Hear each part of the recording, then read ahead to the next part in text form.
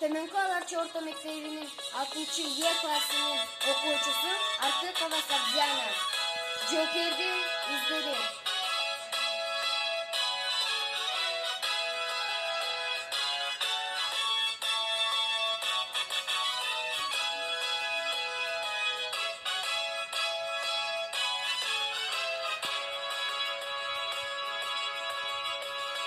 İzlerinde izler var bu Jookerdin. İzlerinde güldür üstü caynagan. Jooker basbay tutuş sulap kalgan жоқ. Jooker ölse Jooker tuldu kayradan. Basbay tutuş sulap kalgan жоқ.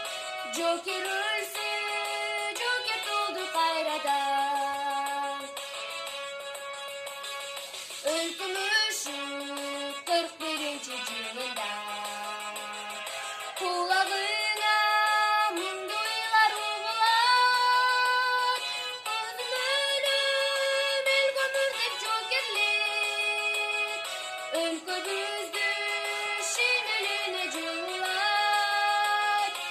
Өзүм өлүм эл көмүр деп жоокерлик өлкөбүздү шинелене жылуулат.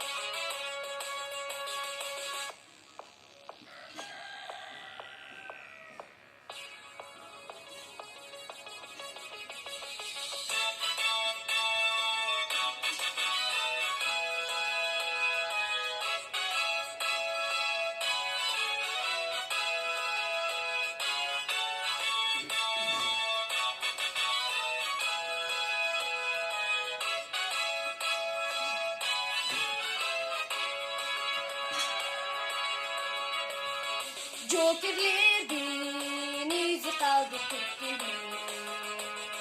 Kınalarga tazim kıla жүгүнүп.